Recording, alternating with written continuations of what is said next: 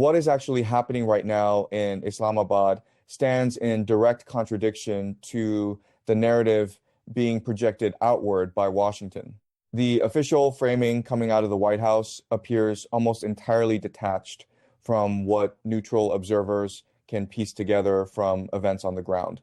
There is a visible gap, and that gap is not subtle. It shapes how each move is interpreted, how each statement is weighed, and ultimately how power itself is perceived within the room where these discussions are unfolding. Iran's deputy foreign minister, Kazem Garibabadi, entered these talks with a position that was not left open to interpretation. From the outset, the Iranian delegation made it clear that they were not approaching this as a traditional negotiation. There would be no back and forth exchange of concessions, no gradual narrowing of differences through compromise. Instead, they arrived to present terms. That distinction is not rhetorical. It carries structural implications for everything that follows. When one side sits down and declares that it is not there to negotiate but to define the outcome, it signals a belief that the balance of leverage is already in its favor. The demands themselves reinforce that posture. They include authority over the Strait of Hormuz, full war reparations, the unfreezing of all blocked Iranian financial assets, a comprehensive and permanent regional ceasefire, and long-term security guarantees that extend not only to Iran, but also to the network of allied groups it supports across the Middle East. These are not incremental requests designed to open a conversation. They are maximalist positions presented as a foundation. Iran's official communication channels amplified this stance in unmistakable terms. Statements were posted emphasizing that the discussion was centered entirely on Iranian demands. The tone was not defensive, nor was it conciliatory. It was declarative, even celebratory. Phrases invoking victory and momentum circulated openly, projecting confidence rather than constraint. This is not the language typically used by a state that perceives itself as weakened or cornered. It reflects a calculated effort to frame the entire process before it fully unfolds. Now, place that alongside the messaging coming from Donald Trump and his administration. The contrast becomes difficult to ignore. Public statements characterized Iran as losing decisively, accompanied by remarks that mocked religious expressions and referenced the deaths of Iranian figures. At the same time, American negotiators were physically present in the same room as Iranian officials attempting to reach some form of agreement. That duality does not project strategic pressure. It introduces inconsistency. In negotiations of this scale, coherence is not optional. Messaging is part of the leverage. When it fractures, the effect is immediately visible to every participant at the table. The situation surrounding the Strait of Hormuz adds another layer of complexity. According to one account relayed through American channels, U.S. naval vessels passed through the strait without interference, demonstrating freedom of navigation and a lack of Iranian response. Yet the Iranian narrative presents a sharply different sequence of events.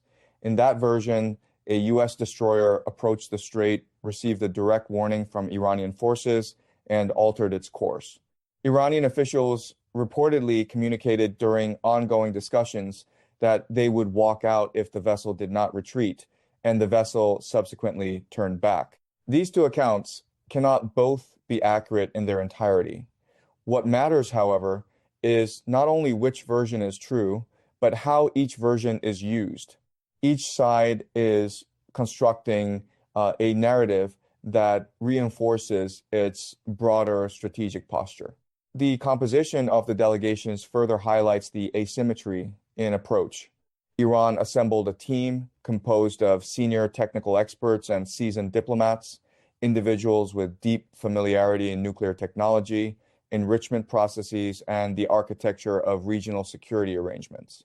Many carry decades of institutional experience and advanced academic training. This matters because the talks have already moved beyond generalities into technical discussions about implementation.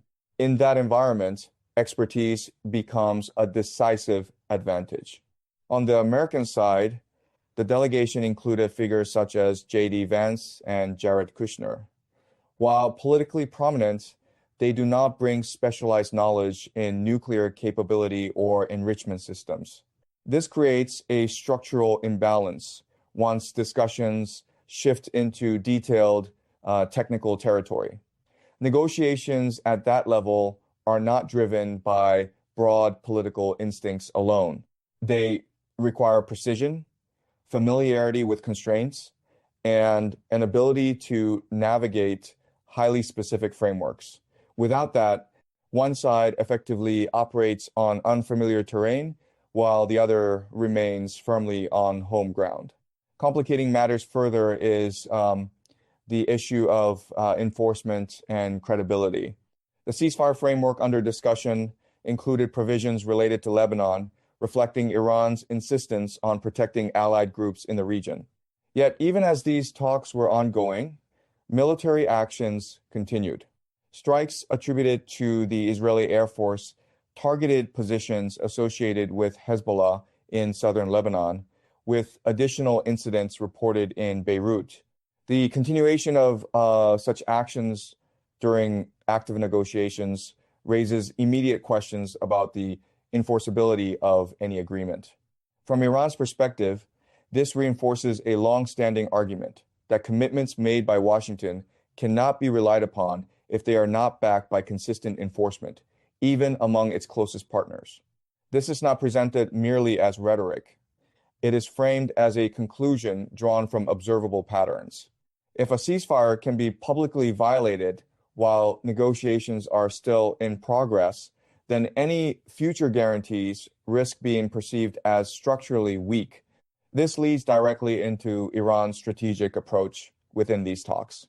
Rather than engaging in a process that depends on trust and gradual compliance, the emphasis shifts toward extracting concrete, verifiable concessions upfront. The logic is straightforward.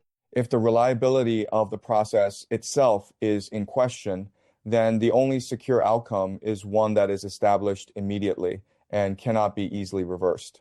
In that sense, the insistence on demands rather than negotiation is not simply a display of confidence. It is also a hedge against perceived instability in the opposing side's commitments.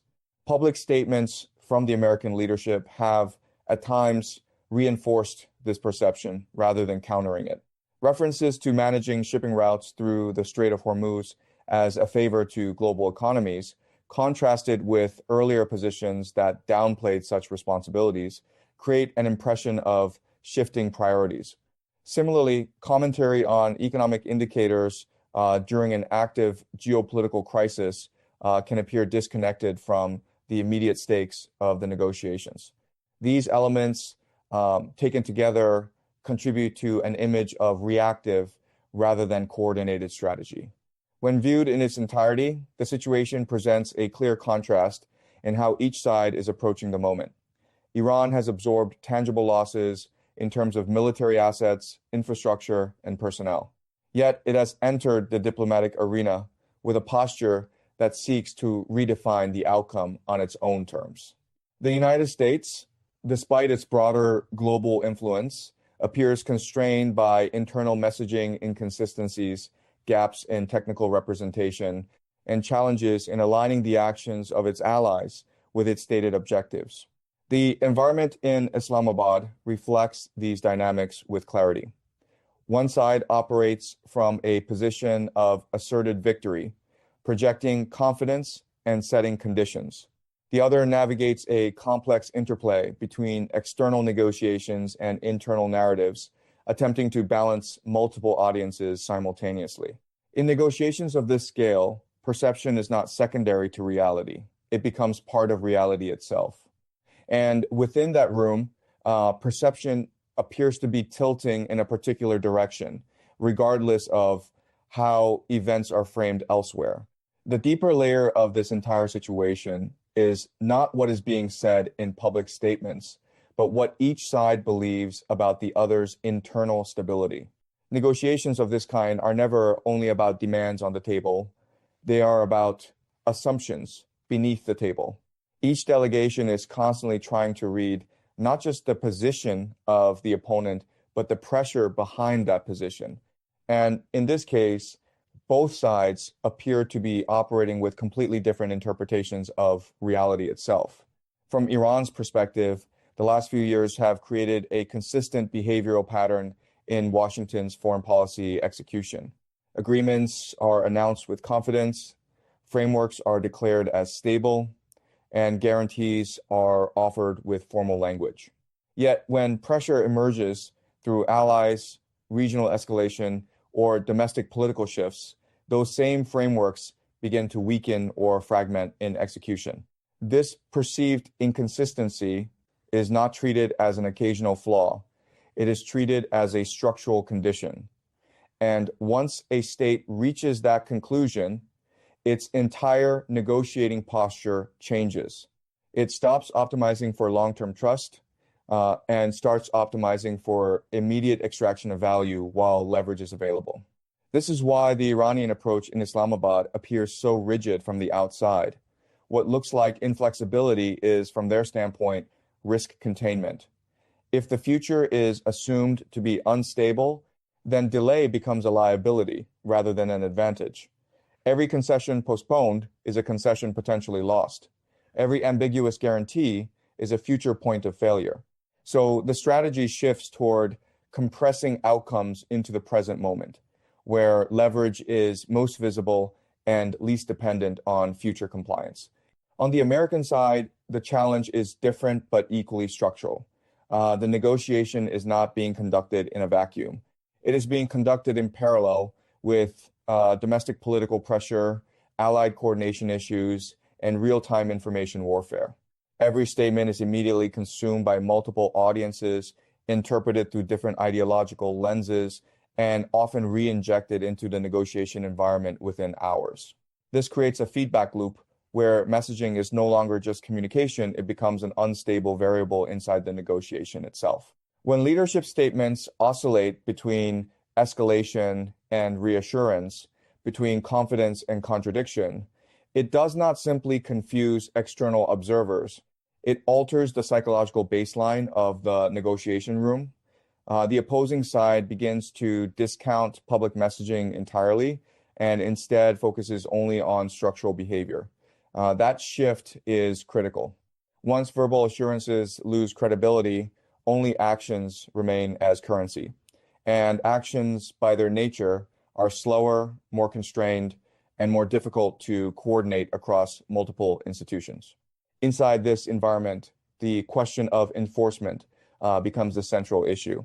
Not the wording of the agreement, not the symbolic framing, but the ability of either side to ensure compliance once the negotiation phase ends. Iran's repeated emphasis on guarantees tied to regional behavior reflects this concern directly. If allied actors continue independent operations during or after negotiations, then any central agreement loses coherence. From their perspective, a ceasefire or settlement that cannot control downstream behavior is not a settlement at all. It is a temporary pause with predictable expiration.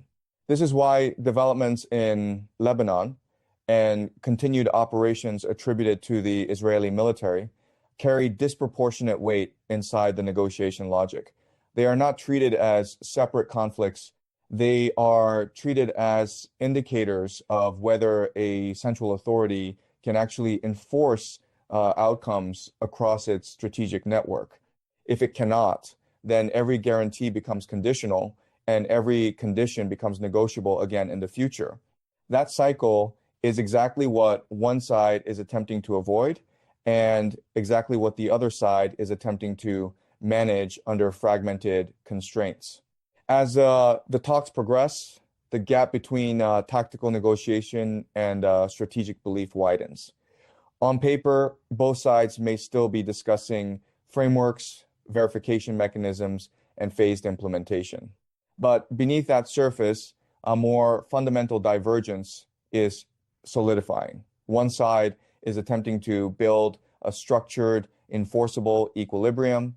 The other is attempting to secure irreversible commitments in an environment it believes may not remain stable long enough for gradual implementation.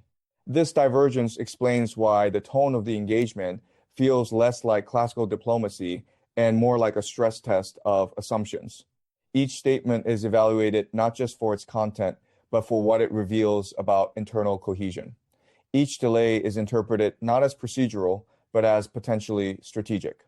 Each inconsistency is amplified into evidence of deeper structural weakness. At the same time, neither side can fully exit the negotiation space without incurring significant cost. That is what makes the situation structurally locked. Iran cannot ignore the economic and geopolitical pressure that comes with prolonged isolation and regional instability. The United States cannot ignore the cascading effects of uncontrolled escalation in a region that directly impacts global energy routes, alliance stability, and domestic political sentiment. So both remain inside the process, even as their interpretations of its viability diverge. What emerges from this is a paradoxical dynamic.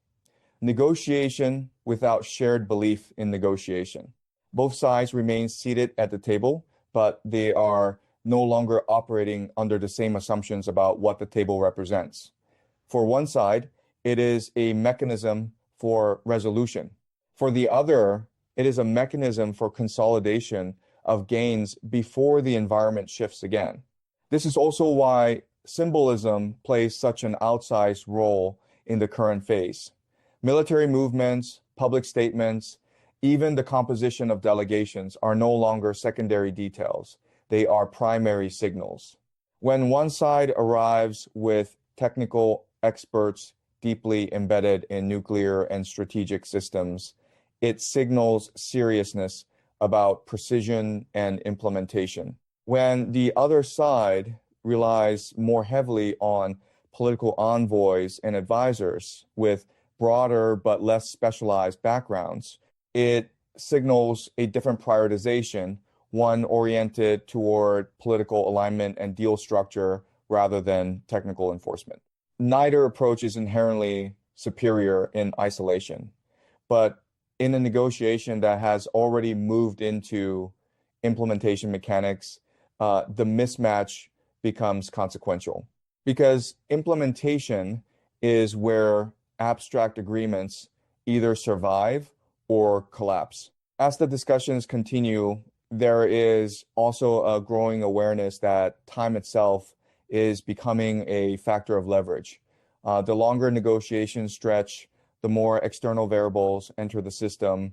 Military developments, domestic political shifts, economic pressures, and regional reactions all accumulate.